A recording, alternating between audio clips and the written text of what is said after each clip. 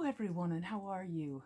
Welcome to my preview or review of the 13-inch Detech coil for the Simplex. Before we get into that, I just want to say this video almost didn't go out as it is because I had a bit of a mascara mishap, and being a woman I was a bit vain about it going out, not looking my absolute best.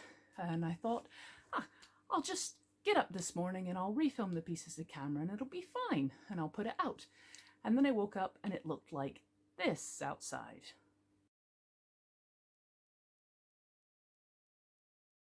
Not going to be doing any filming in that.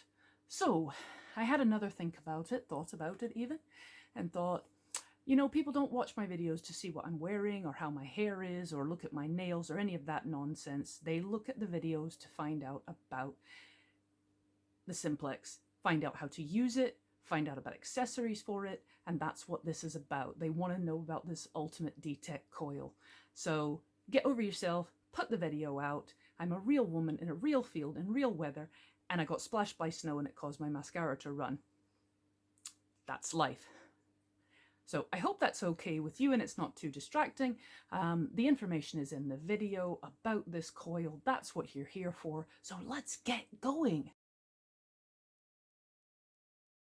Hello everyone, and welcome to the Simplex Guru. If you've not been here before, my name is Laurie and I do videos helping people use the Simplex and get the best out of their hot rod detector that they possibly can.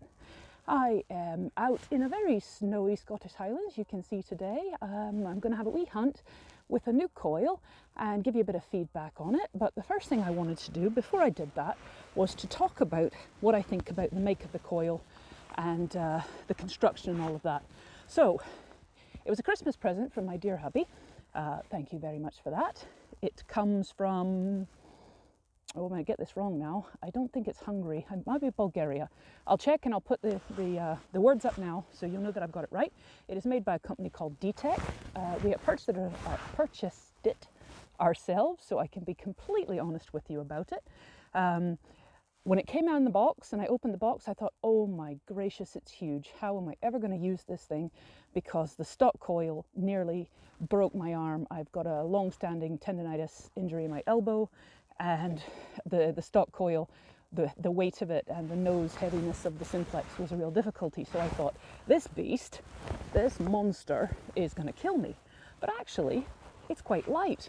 They have left holes in it, as you can see, hopefully, that have made it lighter. Now, I don't know how those are going to be with plugging up with mud, but this coil has been made for a long time for lots of other machines, so I think they've probably worked out all the bugs before they got to the Simplex version, and I'm hoping that, you know, that's not going to be an issue. Probably just hose it out and it'll be fine. So it's quite a light coil. It's quite delicate and fine. You can see that the spokes are actually quite fine, which again is going to reduce weight, but it's quite big. It's 13 inches, this thing. So the depth is going to be quite enormous, I think. I was a bit worried about 2.77 and the fact that it's over-tuned and how is that going to work, because the SP24, the smaller coil that I normally use, works really, really well with it because it's so over-tuned and so sensitive. I thought, if we put something big on it, it's just going to get overwhelmed with signals. We'll see. The nuts that come with it to hold it onto the coil, the end of the coil, cracking, really good quality, went on no problem at all. You will see that I have another new coil protector courtesy of SImplex Owners group. This is the new stock that they have. It's much thicker than the old stock, still the same price, and it's really, really good quality. It's going to make sure nothing happens to this coil wire at all. So get in touch with the SImplex Owners group and Clive if you want one of those. The carbon fiber shaft I have swapped over to make sure to try and help with the weight balance on this. I don't know how it's going to work. For weight, I might need to put some lead into this power bank bit here at the end to try and counterweight it, but we will see. I've had it out in the back garden very briefly in absolute pouring rain, and I found two signals, one of which was a shotgun end that was about 6 inches down in solid clay that when I took the plug out, the hole instantly filled up with water. That's how saturated our ground was. And it was a shotty end down at the bottom of that. It's a bit that I have been over, even with the SP24 and the SP28, and I have never had a signal there before, and this coil found it. Also, I found a long piece of rusty metal, which is, I guess, a bit of a top of a barrel, and that was about a foot down.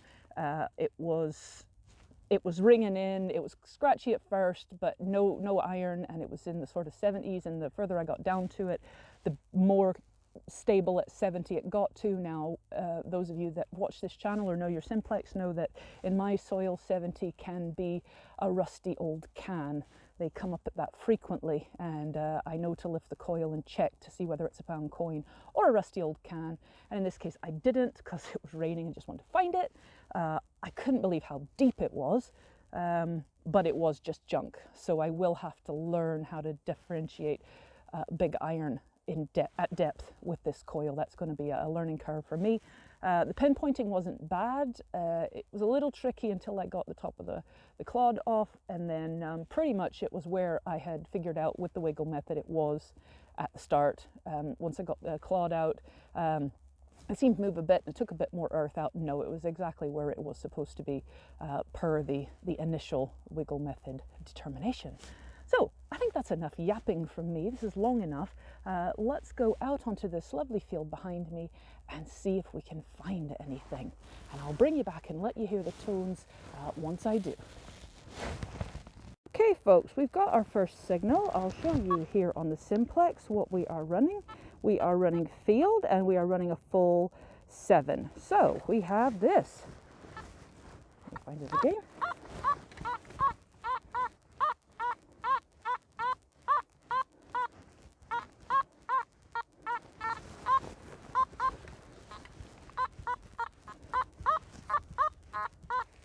Now there's a tiny grunt of iron behind that, but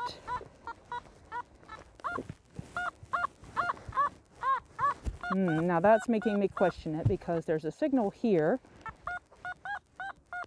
I think that's the one I originally found for you, and I actually located a different one next to it, or it's going to be something long and horrible and rusty. So let's find that signal again.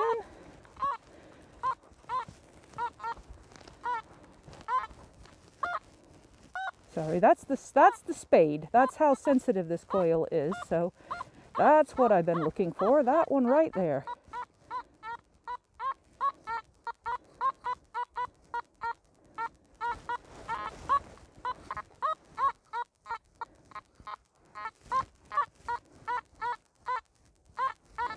So I'm going to pinpoint this, I'm going to dig it up, and then we'll see together what it is. So I'm using the wiggle method to determine where this is. I hope you can see. I'm trying to get that there.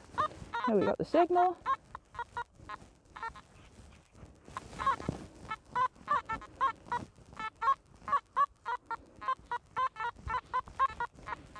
And it'll be right in front of the coil there. Okay folks, so here is what our find is. It's not particularly exciting. It was quite deep down, you can see that. That is the depth of the Blackadder Gladius. That's the full depth of that spade down there. I'll try and get you an idea. I don't have my hoary knife with me, but I would say that's a good bit of 8 to 10 inches. That's what was in there. It is not iron. It is copper alloy. It may be modern, or it could be, I don't know, probably Victorian, no one around here, but it's a find. It was way down. I hadn't got it before, so well done to the ultimate. So let's go see what else we can find.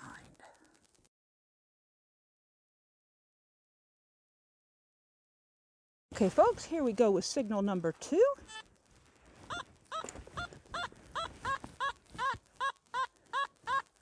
That is as solid as they get. It's just in there. Just right there. Let me get the spade out. Let's find out what it is.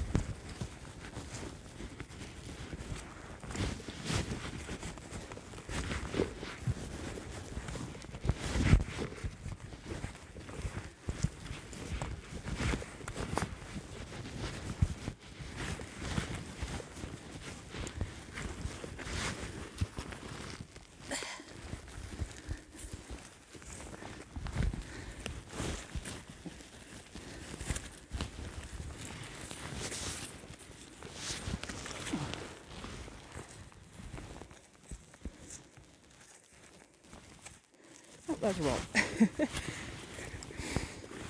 It had an interesting shape, but it was just a rock. Let's see, this said it was quite deep, so we're going to take out to goodly depth. Is that a rock or is that iron? Nope, that's another rock. Okay, so that's a goodly depth out.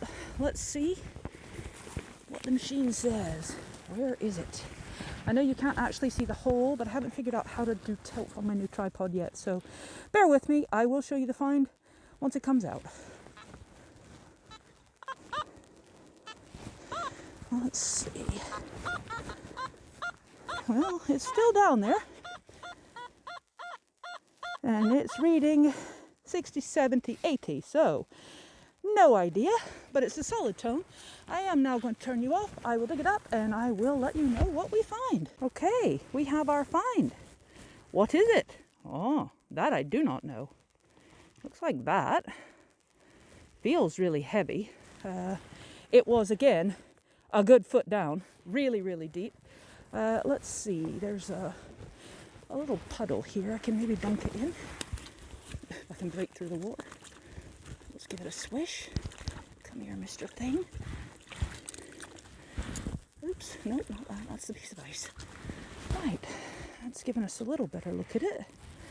Well, there appears to be, I think there might be a number or something in the middle of that. I don't know, it feels like lead. It feels really heavy like lead. So, it's obviously, it looks like it's had some iron on it. Though I did want to say that the bounciness in the hole previously, the grunts of iron we were getting, there is an iron pan in this soil, and I'm seeing orange as I'm going down the depth, and it's obviously getting some slight grunts from the iron that's in the soil in this iron pan. But this thing, I don't know, there's actually decoration around the outside of that. That is really, really interesting. So I will get that cleaned up and I will put photos in now.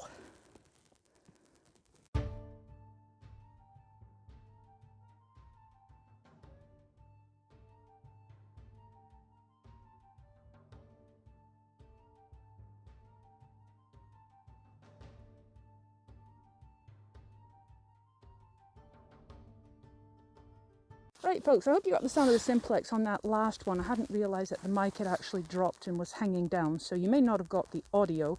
You would have probably got the Simplex noises because she's quite loud. All I was saying that I have found with this particular coil that you need to either extend the shaft further out away from you, or you need to make sure that you keep your boots and your spade well back, because as you're swinging, it's picking it up because the thing is just so sensitive. It is starting to take a toll on my elbow, but because I'm filming and I'm carrying the spade, I'm not been putting the sling back on, the wee clippy sling back on, and I think that's going to be an absolute necessity for me with this. Maybe not everybody, but definitely with me. So let's dig up this signal and see what we've got. So I get up on that last signal down there. I think it was the iron pan. None of my pinpointers could find it. I dug out that huge hole down there.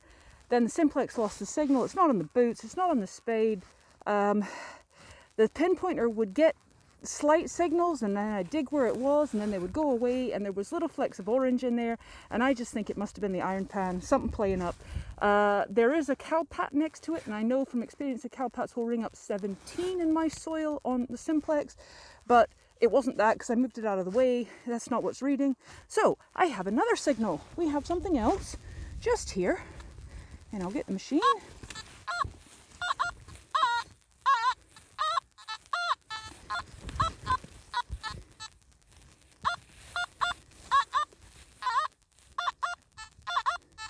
Much more solid.